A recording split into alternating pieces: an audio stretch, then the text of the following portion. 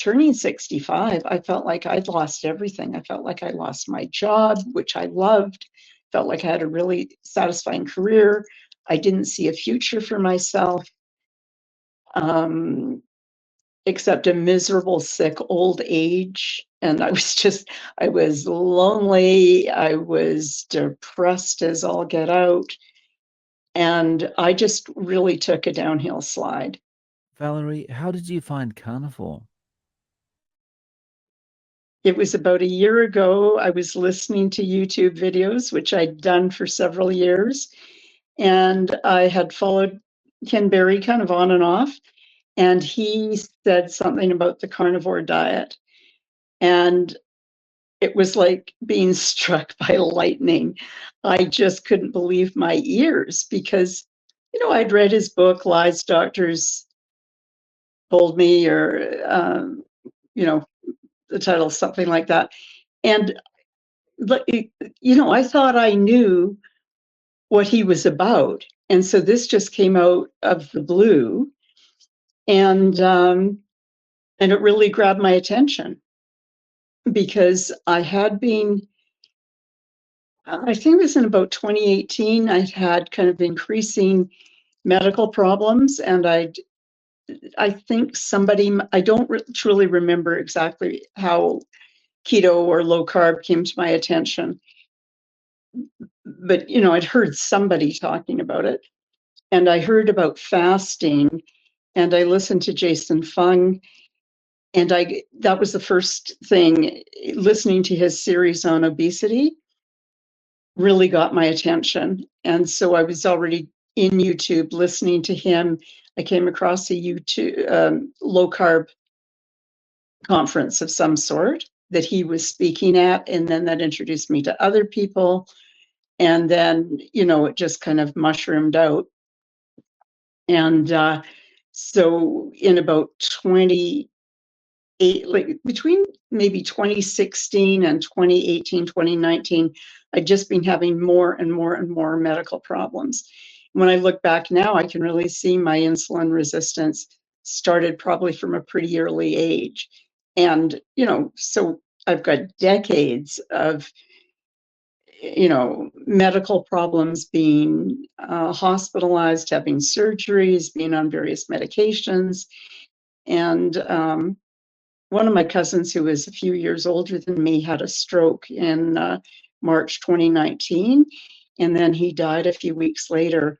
And I really felt close to him, and that really got my attention because I thought, man, that's where I'm headed. So I'd had other attempts at improving my health over, my adult lifetime, but nothing ever really stuck. Nothing ever really made a lot of sense. But when I started doing low carb, and actually my May 29th is my low carb anniversary. And it was at that point that I haven't eaten compulsively since that time. And so I just, it grabbed my attention. And then I started watching other people, trying to find out more about it. And then in July, I thought, well, I'm going to give this a try. And I stayed on it for a few weeks, but I was having a lot of problems with my esophagus. And I couldn't swallow meat very well. And it turned out I had something called a Schatzki's ring. And I actually had a procedure to open that up in about October. And so I can eat better now, but I was having trouble swallowing steak. And plus the migraines that I'd been having just went into overdrive. And I still had the old thinking that I needed vegetables, I needed fruit. And so then I tried it again, I think in about October. And again, it was a matter of a few weeks. It didn't go, for whatever reason. I don't truly remember why I drifted away from it. And then I had a friend come to stay in December. And after she left, I had these vegetables. I thought, oh, I should use these up, like broccolini or coleslaw. And I end up being bloated. And just feeling really uncomfortable. And I talked to somebody and she said, well, I think those are, oh, shoot, what's the name for nightshades? She said, I think those are nightshades. And I don't know if I think they actually are, but I'd never considered them nightshades. And they were some form of a mustard plant, that maybe had been developed over the last couple thousand years. And so it was finally at that point in about mid-December that I thought, yeah, these vegetables aren't that healthy for me. Maybe they're healthy for other people. They're not doing me any favors. Plus, maybe they're making the migraines work. I don't really know. And by that time, I'd listened to, I don't know, probably dozens of talks on carnivore. And then at the beginning of January, I thought, okay, this is it. I'm going to do it. And so I don't actually know if my start date was the 5th or 6th or 7th of January, but I'm in my 5th month of carnivore. And so I've been thinking about, well, what actually has changed? And I don't really have words for it, but I have a feeling of increased confidence or resiliency within myself. It's kind of vague and indefinable. I had already had a lot of success doing low carb and keto. I joined a support group that was helpful. As I said, I probably listened to several thousand hours of YouTube videos and talks and read numerous books and so on. So I just kept diving in, hearing about different people's experiences. And what really became clear to me 5 or 6 years ago is that I was metabolically unwell. So I had the increased abdominal girth. I had hypertension. I had, the poor HDL, LDL ratio. My triglycerides were elevated, and I'm missing one of the 5. Anyway, I think I had all 5. And I was obese. I was 75 pounds more than I am now. And I really wanted to reverse this metabolic illness. So now the final thing that I've got is, even though I'm down a lot, I think I'm taking a quarter of the amount of medication for hypertension. I still am on a small amount of that. And that was the first thing when I started carnivore. It was a slow start, like January, February. My energy was low. All I could do was sleep. Like, I wasn't one of these people who just had a miraculous turnaround with carnivore. It's much more slow and steady. But my blood pressure did start going down, and I realized, holy smokes, I got to get off some of this medication, which was probably, interfering with my energy and so on. So yeah, I've reversed a lot of those metabolic markers of ill health. And I moved up to this area that I'm in now in the North Okanagan of British Columbia in January 2020. So I was already a few months into the low carb lifestyle. I'd stopped eating sugar, wheat, flour. I'd read Dr. William Davis's books about wheat belly, and the other one, super gut or something like that. And so that started me thinking differently about the grains. But that trifecta of sugar, wheat, or sugar, grains, and fat, I just saw as deadly for me. So when I went low carb, I knew already that I was whatever you want to call it, a food junkie, a carbaholic, whatever, like eating compulsively. I knew not to go and try and dabble in keto baked goods or keto junk.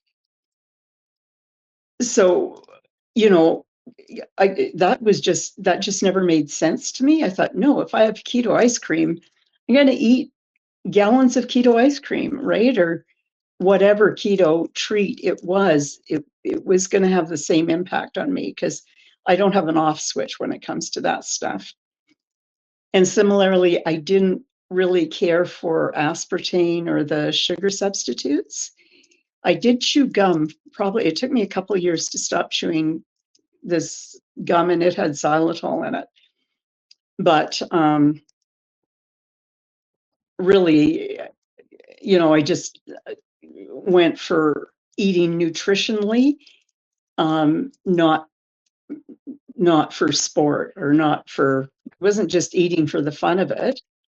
I thought, no, I really want to feed my body the best food that I can feed it. And then I started listening to other people, like some of the engineers. One name I wanted to mention was Patrick Teut, Theut, and he's an engineer from the northeastern states. He had reversed his heart disease. I learned a lot from him. I learned a lot from Ivor Cummins. And these people are really precise. They're looking for the root. They're thinking like an engineer. They're not thinking like a nurse or a doctor or a healthcare practitioner. They're looking for the root cause. So I learned a lot from them, a lot from Dave Feldman. I started looking into seed oils. This other fellow that really changed my thinking about seed oils was a guy named Tucker Goodrich. And he's an American, again, in the eastern states. And he talked about the metabolic damage that seed oils do, and the damage to the mitochondria. So then that started me thinking, oh, mitochondrial health, that's interesting. So just, it's like filling in a giant jigsaw puzzle. Like you get to know little bits of pieces and just try and do more. And now I started going to a gym and I joined a class, and then in January something happened there that kind of went sideways and I left. But I'm now seeing a trainer, a personal trainer, and she's using a method that's very slow and controlled movements. And I'll mention this guy's name too, in case other people are interested. His name is Doug McGuff, MC, capital Guff. And he's an emergency room physician who also has written a book about the science of exercise. So, I downloaded his book. I'm listening to that, listening to some of his exercise or YouTube videos. And I just find this endlessly fascinating.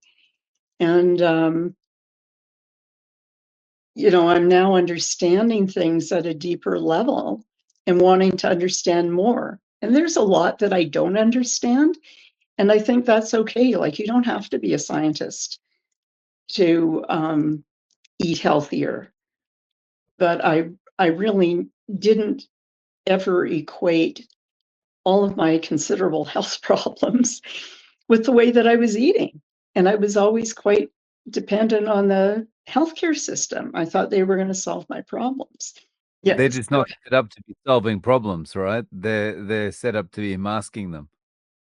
Yeah. And I like this idea of taking radical responsibility for my own health.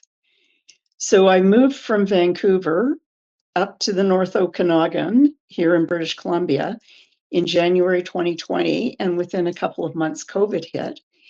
And around March, I think, I heard a discussion, and I wish I could remember who it was. It might have been Paul Mason, like Dr. Mason in Australia. I'm not sure.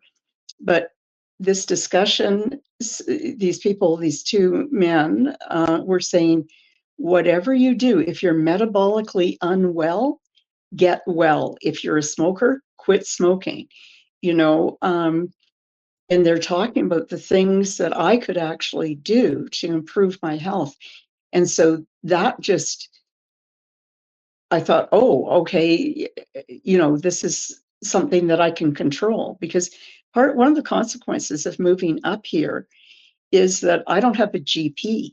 So for the last 5 years, I mean, I do have the GP that I had at the coast in Vancouver, and I can see her virtually.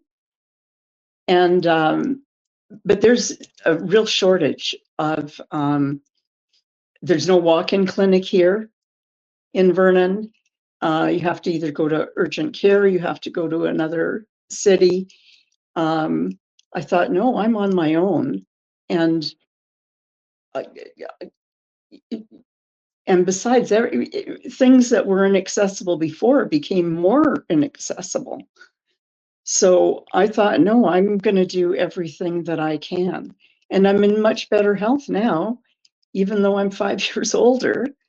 You know, I'm not in perfect health, but I'm way better off. And as I say, I can look back, I can see kind of my eating probably started when I was around 11, kind of around puberty. And I was a skinny kid. I came from a skinny family, but growing up in the 50s and 60s, I remember when we went to skim milk, or I remember sitting at the kitchen table and my mom giving me this package of this white stuff that was in a plastic package, and it had a yellow or orange dot of dye, and it was margarine, but you had to squish the package to spread the color to make it yellow so it would look like butter, right? But I remember going into the cupboard and grabbing the squares of semi-sweet chocolate, or going and don't know that you ever did this, but somebody listening will remember when they tried to slice off the narrow row of a pan of squares, whether it's brownies or like whatever, right? And then you try and even that row, and you try and like not leave evidence behind. Or I go skating and spend my money on various kinds of candies and chocolate bars, and like it just transported me out of my problems into a fantasy land where problems just were diminished. So I kind of over focused on food, under focused on other things. And then, eventually within a few years, I did start to gain weight. And by the end of my teens, I had terrible problems with anxiety. And in the late 60s, they weren't calling it panic attacks, but I was going to emergency rooms with panic attacks. I couldn't breathe properly. And then I was 19 and I got diagnosed with gallstones, and I had my gallbladder out when I was 19 or 20. And, the doctors at the time were like, fair, fat, and 40. That's who gets women who are fair, fat, and 40, who gets gallstones and gallbladders. So, and then I had what today would probably be called polycystic ovarian disease, and all kinds of pelvic inflammatory disease. And I had surgeries to take out ovarian cysts. And then I had smoked cigarettes from the time I was about 18 to the time I was 25. So when I quit smoking cigarettes, it kind of coincided with me getting a job that was fairly sedentary. I was a community mental health nurse up in northern Alberta. So I'd drive long distances.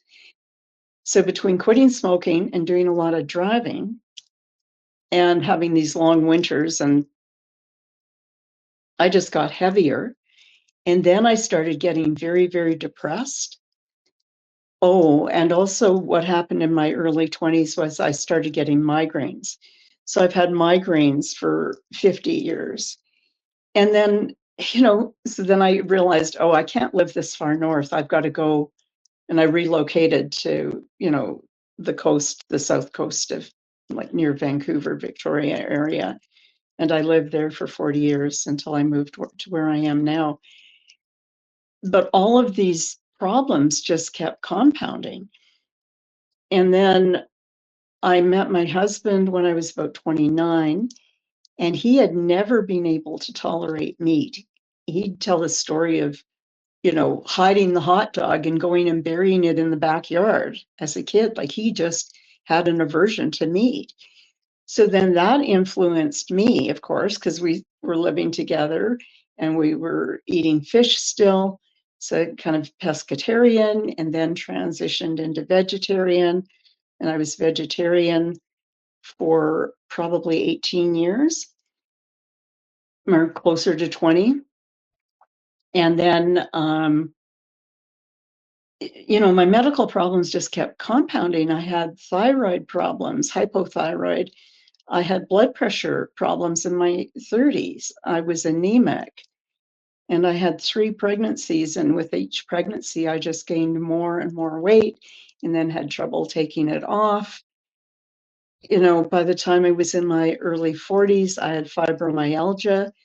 I had really serious depression. I was off work for a couple of years. My husband also had chronic lymphatic or uh, myelogenic leukemia. And he did a lot to help himself. He outlived his diagnosis by, about 13 years. But he died just before his 48th birthday, and I was 45. So I raised, my son was 11, my daughter was 13. So, I had that, and that was difficult. And then, I don't know, just things just kept compounding. Um, and all this time I'm eating compulsively, but I didn't have any idea that that's what I was doing. Then I think in about 2001, I started eating meat again. I was in Alberta. I was at a Thanksgiving dinner, and just the the the smell of the turkey cooking was overwhelming. And I'd grown up in Alberta. It was like, and my kids were just horrified. They're like, "What are you doing?" I'd raised them vegetarian, right? And it's actually, I think it was a mistake, and I regret it, to this day. Um, but my problems didn't just reverse because I started eating meat. Because of course I was still eating a very carb heavy diet. And then in about 2005, I was diagnosed with sleep apnea, and that really scared me because not breathing in the middle of the night. And my kids had moved back home for one reason or another, and they're going, "Mom, you're really snoring." So then I started using a CPAP machine, and then I started looking more seriously into, not that I hadn't dieted before, because I tried various carb restriction things in my late 20s, various what I refer to as weigh and pay programs, which seems really crazy now. You go somewhere to pay somebody to weigh you, you know, tell you not, to eat a fraction of what you're supposed to eat. And anyway, what did I know? And I'd also heard in the early 1980s, I'd been at an eating disorder conference, and I'd heard about the danger of dieting yourself fat. So I knew, don't restrict too much, and don't, like this yo-yo dieting, right? You're going to just get fatter and fatter. And that probably happened to me, even though I was trying to avoid it. But I started in about 2005, 2006, 2007, I started looking much more seriously for solutions. And the other thing that happened around that time, I think 2003, 2004, I had something called polymyalgia, PMR, polymyalgia rheumatica, and I could barely walk. It was just like I look, and meanwhile, I'm having menstrual migraines like every month. I was out of commission for several days, binge eating, before my period, like just like, and nobody's saying, look, this is all related to eating way too many carbohydrates. Um, and my depression, anxiety, by that time I also had PTSD for other reasons, were just mounting. I sought psychiatric help. I was on all kinds of antidepressants. I was on combinations of antidepressants. I had insomnia. It just, things were just snowballing and getting worse. And then in 2008, my son, who was 24 at the time, was killed in a motor vehicle accident. And that just demolished me. And I went back. I'd had some, um, maybe 14 or 15 months where my eating was more in check. I'd lost probably 55 pounds. I thought I was on the road to health. And then that just blew me out of the water. I'd already lost an infant daughter in 1988. I lost my husband, then I lost my son. Um, and then I lost my health, right? And I tried to keep working, and what with one thing and another, in about 2011, I went off work. And I tried every rehab program I could to try and get myself back to work. And instead, um, the age of 64, so that was like 2015. So just a few weeks before I was going to have to retire from this medical leave, which I'd been on for several years, I fell and I broke my left femur. And I was in a department store. I couldn't wait there. They took me to emergency, and I had what was called an occult femur, or occult fracture. So it wasn't diagnosed on the usual X-ray. Anyway, they wouldn't keep me in emergency, and the director said, "Look, we've got all these people coming off the ski hills. We've got traumas coming in left, right, and center," and he refused to authorize an MRI. So that broken femur didn't get diagnosed for 3 more weeks. I had to go in as an outpatient and get that diagnosed. And then they admitted me immediately, and then I had the surgery. But by that time, it's January. So turning 65, I felt like I'd lost everything. I felt like I lost my job, which I loved. Felt like I had a really satisfying career. I didn't see a future for myself, except a miserable, sick old age. And I was lonely. I was depressed as all get out. And I just really took a downhill slide. And binge eating, overeating became bigger. I was isolating. I didn't want to have people over. I felt embarrassed because I was so heavy. I was, more and more immobilized. And every now and again, there'd be some, I'd try again. Like I kept trying things, but those efforts were always short lived. And then, as I mentioned, when my cousin had a stroke in March 2019 and died in April 2019, I thought, no, I've got to do something radical here. I don't know what the solution is, but whatever, I've got to do something, right?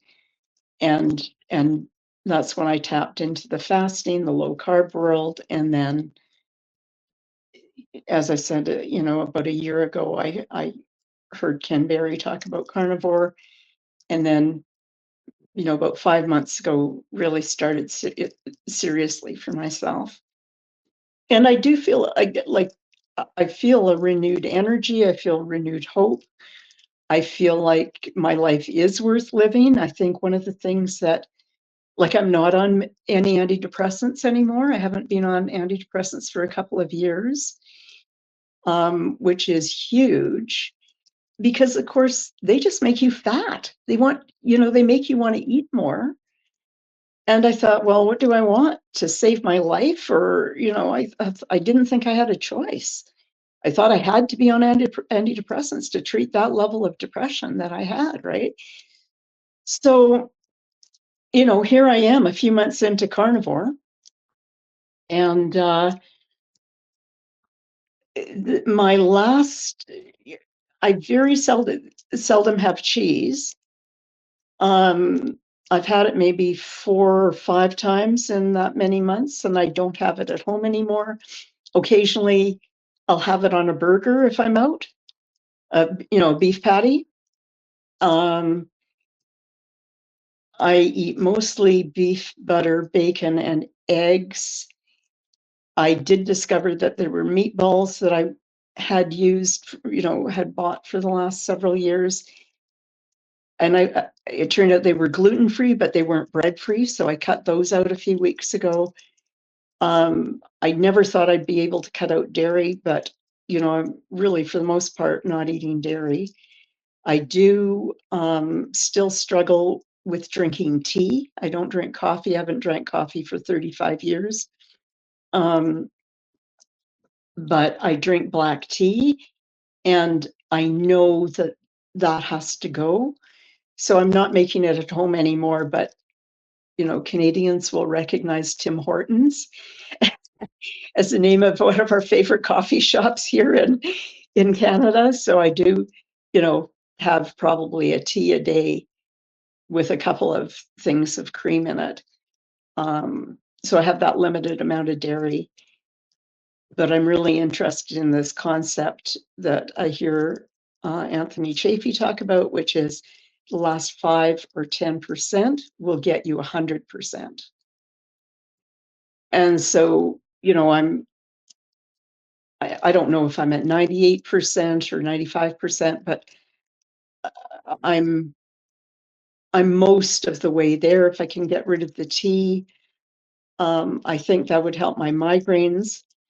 I did want to mention for people, there was somebody I listened to recently on your channel who talked about her migraines, and I wanted to mention this woman, Angela Stanton, who's written a book called something like Fighting the Migraine Epidemic.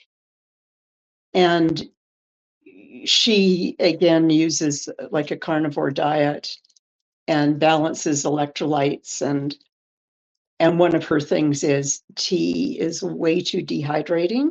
You should not drink tea if you have migraines. So, it's one of those things. I've got the intellectual knowledge, but I haven't fully, I've cut back a lot, but it's not out of my life completely. Yeah, And we're yeah, all like that. I think we all have the intellectual knowledge about particular things, but we still end up doing them. I'm like well, that with yeah, coffee. yeah.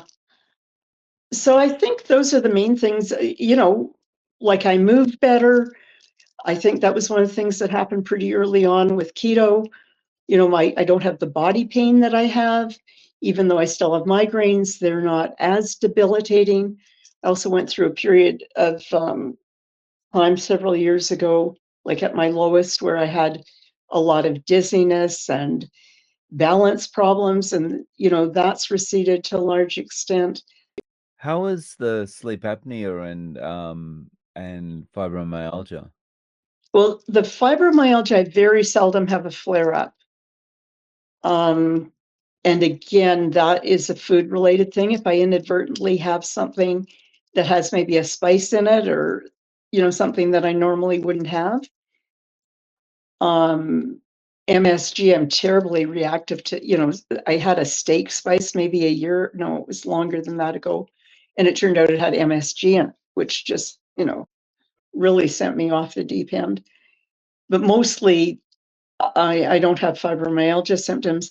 I still am using a CPAP machine, but I'm not nearly as um, as bad with the sleep apnea as I used to be. So there's an improvement in that. There's an improvement in my blood pressure.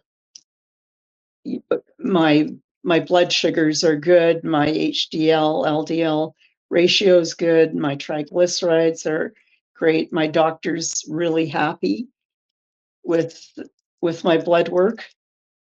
And I think if I was living in the States, and could order my own blood work or order a CAC scan, then maybe I would do that, but I'm limited. I did have my vitamin D checked years ago, and I've had it checked intermittently. And my doctor didn't want to do that, and I said, no, I'm prepared to pay for it privately because my vitamin D levels were really low. So, I do take a D supplement. I found this magnesium that's supposed to target the brain. I take melatonin at night. I heard Dr. Elizabeth, or not, she's not a doctor, Elizabeth Bright. She's a PhD. She's an osteopath living in Italy. I think I heard her talk about the importance of iodine. So I got the Lugol's iodine. I'm taking that. So how are you eating day to day?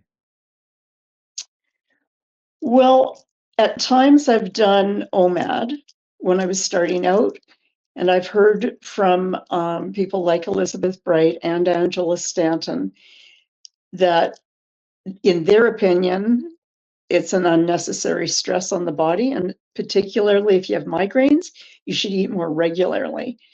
So I eat 2 to 3 meals a day, depending on what I'm going to be doing.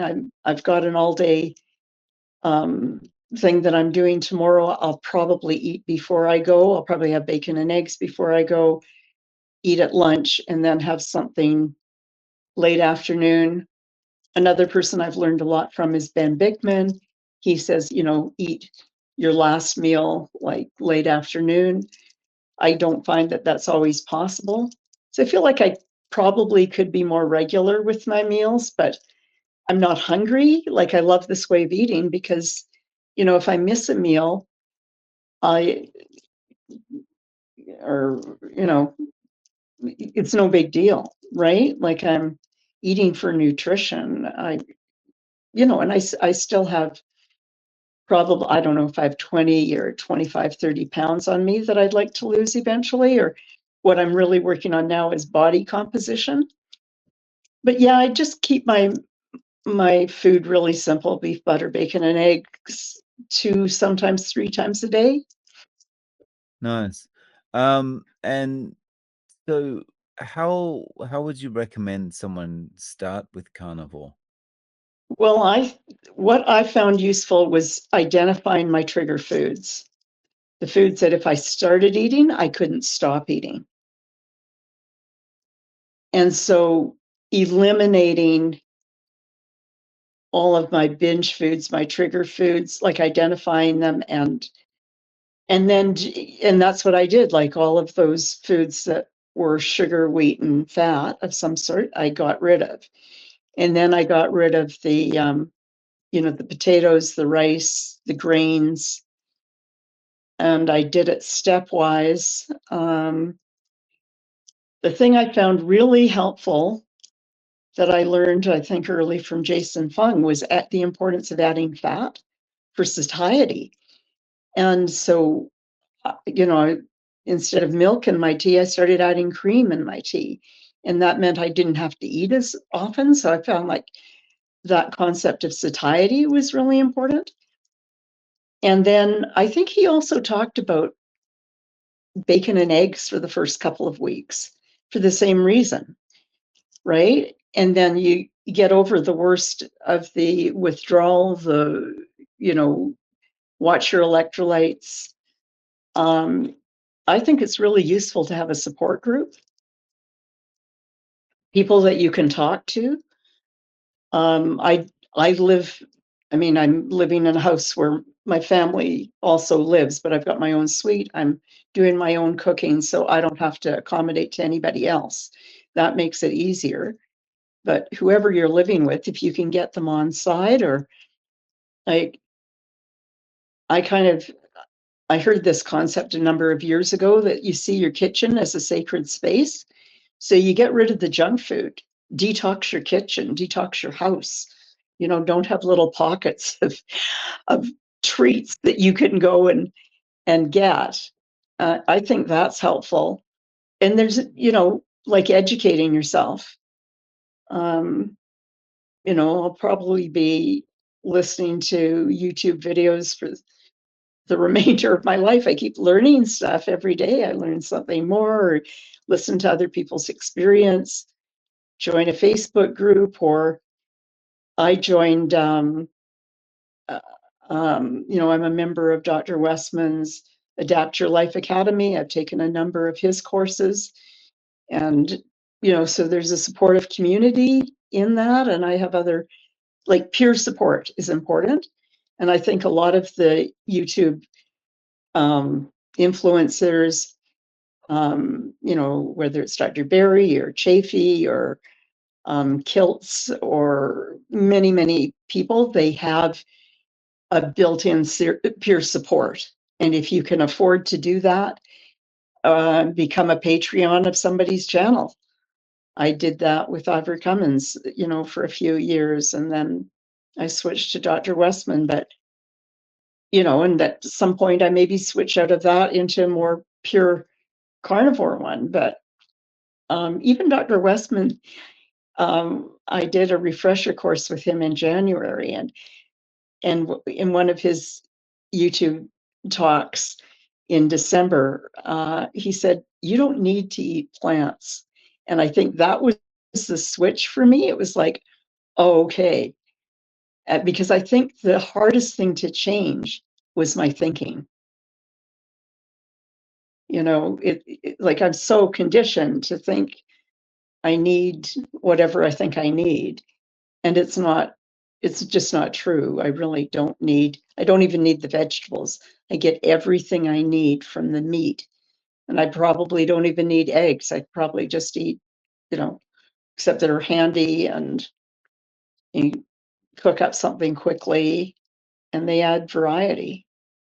Yeah. I Um, think you're right. The support's really important, and that positive reinforcement you get from being able to talk to people, whether it's online or face to face, about their experiences as well is really helpful, right? yeah, it is, because nobody's going to do it perfectly. I don't think there's very many people, even if you're a person who, there are a minority, I think, of people who just flip the switch and they don't go back. That's not the majority of us. I think, I've made improvements, but, there's even like my struggle giving up vegetables. I tried carnivore twice before I am doing it now, right?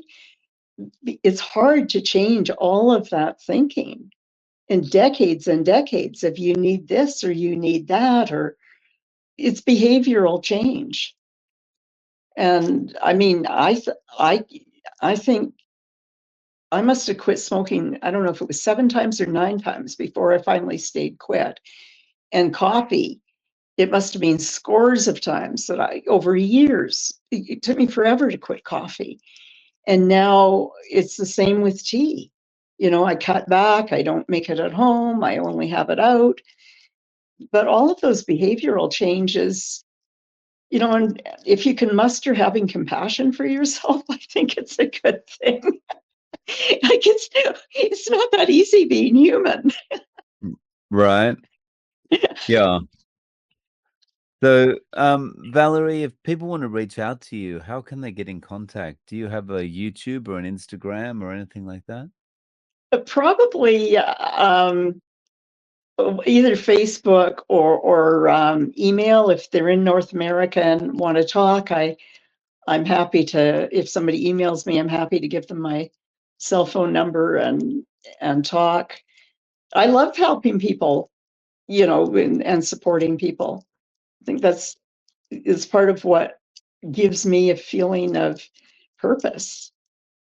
Well, I'll link to those below. Thank you so much for coming on and sharing your story, Valerie. I really appreciate your time. Thanks, Dave. I appreciate yours as well.